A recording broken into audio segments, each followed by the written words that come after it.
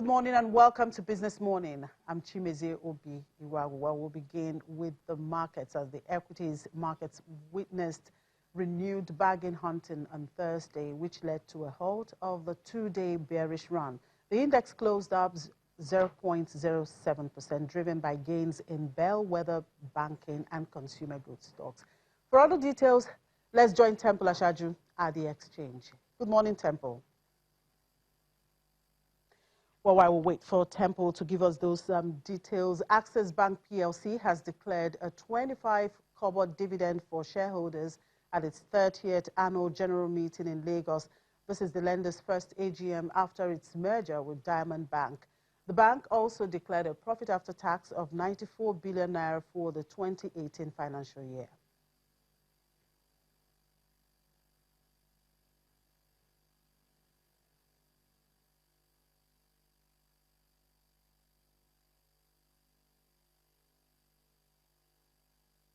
The hall is filled to capacity with shareholders whose first agenda is to be familiar with the financial statement of the bank. The business of the day gathers momentum with the declaration of the dividend. The directors are pleased to recommend a final dividend of 25 kobo per ordinary share of 50 kobo each. This is said to be on the premise of a robust 2018 financial year performance for the bank, which witnessed a 20.8% growth in total assets of 4.95 trillion naira from 4.10 trillion naira in 2017. The bank's customers' deposits also rose by 14.3% of 2.56 trillion naira from 2.24 trillion naira in 2017, and a 15.2% increase in gross earnings for 2018 of 529 billion naira. The group managing director of Access Bank, Herbert Wigwe, is quick to state that the bank is focused on creating value for shareholders. Typically, and as we've always done, we will normally pay a half-year dividend and pay a full-year dividend. The half-year dividend is always less than what the full year would be. Give us enough capital to trade. However, in this last case, we had to be extremely careful because of the marriage and the impact on capital, since we have basically said we're slowing down or going out to raise additional Tier 1 capital. So the end request was for a final dividend of 25 kobo, bearing in mind that shareholders will require some amount of dividend and, of course, ensuring that we have enough capital to support their large entity. Shareholders express confidence in the financial stability of Access Bank. By the time this case that we are going to share today was considered, every member of the family of the bride and the bridegroom are sharing for this 25 kobo. So that's a very good thing. Now we take this our hands together for the foundation sake. According to the GMD, the bank has begun its 2018 to 2022 phase of another 5-year strategy, which will position Access Bank as Africa's gateway to the world, as the bank is the only Nigerian bank to record profit in its London subsidiary. All right, let's cross over now to the equities market for Thursday's market review with Temple Ashaju. Good morning, Temple. Good morning, Chimeze. So what do we have there for Thursday? Well, like you know, the market was a bit of a sideways in trading yesterday. We saw a whole lot of spikes, and of course, we saw a whole lot of dips in the markets as well. So eventually, we got the boost dominating the fight or the battle between they and the bears in the market. So the all-share index closed up 0.07%, even though it couldn't make it back to the 30,000 psychological position. The last minute trading that we saw on the share price of on the shares of Dangote Cement in the market was actually one of the major drags that we had in the market yesterday. But eventually the market was able to add some 7.94 billion naira to the equity capitalization, which closed at 11.244 trillion naira. But the key benchmark indices remained at the 29,000 psychological line, 29,919.9 0.44 precisely, and that represents some 21.13 basis points addition to what we had on the index. So if we look at the activity level, that was really positive. We saw a huge spike on that side of the market. Volume of transaction yesterday, closed uptick, was up some 87% day to day, and of course that was at 566.50 million units of shares in total that was traded yesterday. The value of this transaction actually shot up beyond the 30-day averages. It was a 7.26 billion naira yesterday, which is 176% higher than what we saw in the preceding trading session that was on Wednesday. For the deals, we saw 4,103 deals yesterday in the market. Contributing massively to the volume of transactions that we saw yesterday, which refers now still to the activity level, was Julius Berger. Julius Berger was down yesterday by some 10%, but saw some 218 million units of the shares traded yesterday at a value of 4.32 billion naira yesterday. So somebody, one major investor somewhere, was actually selling down yesterday. That was what we saw in the market. Well, if you look at also the market breadth, it was positive. We've got 19 gainers to some 17 losers, actually. Qtix PLC, which is an industrial sector company, was up the most yesterday by 10%. That was the top gainer yesterday. And Guinness, with its very negative numbers, continued to experience some decline, and the market was down yesterday by some 10%. Don't forget, this is a company that had posted some huge decline, 132 billion naira or thereabouts in earnings in its revenue.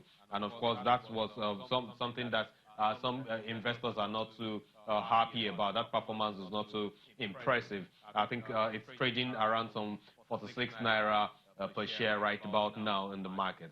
On the sectoral front, we saw that the banking side of the market was positive yesterday. The consumer goods sector was also very positive. If you look at Fidelity Bank, investors have been reacting positively to Fidelity Bank, which is currently preparing for its 2018 financial year AGM this morning.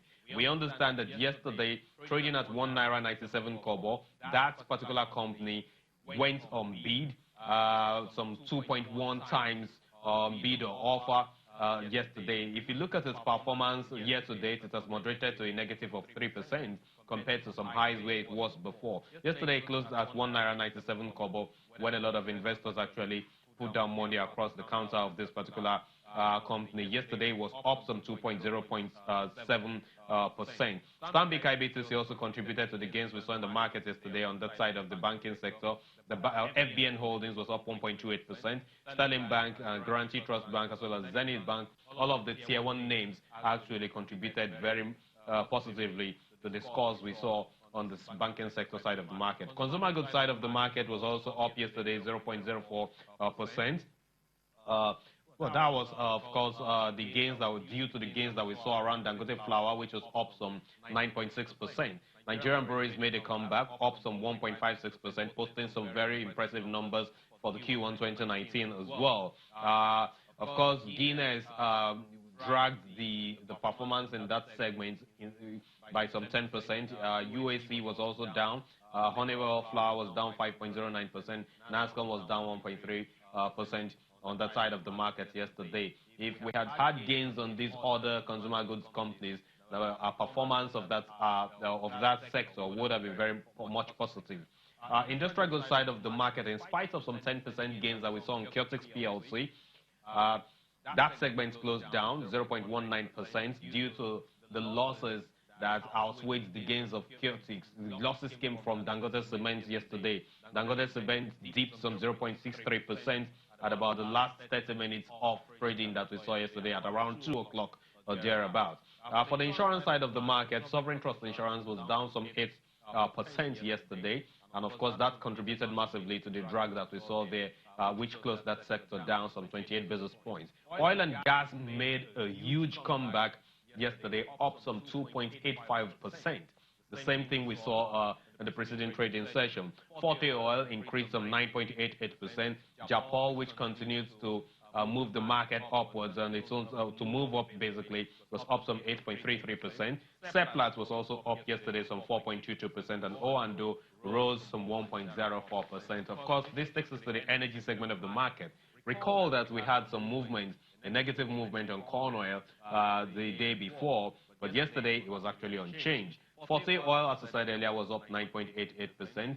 1.66 million units of shares traded on that counter yesterday in the market. 11 PLC didn't change, MRS remained intact. But for the O&O, what we're saying in here on O&O is actually a form of reaction, a positive reaction to the earnings that O&O posted for Q1 2019, which also reflects some of the strategic plans of the management of that company and, of course, the board members of that company around this reduction in reduction of the strategy of the debt strategy that they've been having all along. The revenue was 125 billion naira and a profit after tax of 5 billion naira. For the unlisted securities market, that was unchanged yesterday. We saw huge interest around food concepts, mixed real estate, and of course trust bond, which actually contributed some 428,218 units to the trades that we saw on that side of the market yesterday. If you take a look at the fixed income side of the market, we've got the bond side of the market very bearish yesterday. Activities there saw some average yield rising some 4 basis points to 14.19%, and we saw sell pressure across the mid and the long end of the curve. If you take a look at the 14th of March 2024 security, yesterday it had to expand by 33 basis points to some 14.27% as against 13.94% that we saw in the preceding trading session. And if you look at the price high there, it had traded at 100 naira in the day before, but yesterday we saw it trading at 99 naira 95 kobo eventually. Overall, we had 40 deals there yesterday. For the treasury bill side of the market, we got that side of the market was bullish yesterday. Average yields narrowed some 11 basis points to 13.5%. And of course, there was buy sentiment across all the segments of the market, the short side of the market, the mid end of the curve, and of course, the long end of the curve. Eventually, if you take a look at what happened around July 25, 2019 security, which represents the 98th day to maturity now, it contracted some 29 basis points, which explained the kind of the bullish sentiment that we actually had in the market yesterday, Chimezi. Well, we'll get back to you to get an insight on what today's trading is like, or would probably be like. Thank you.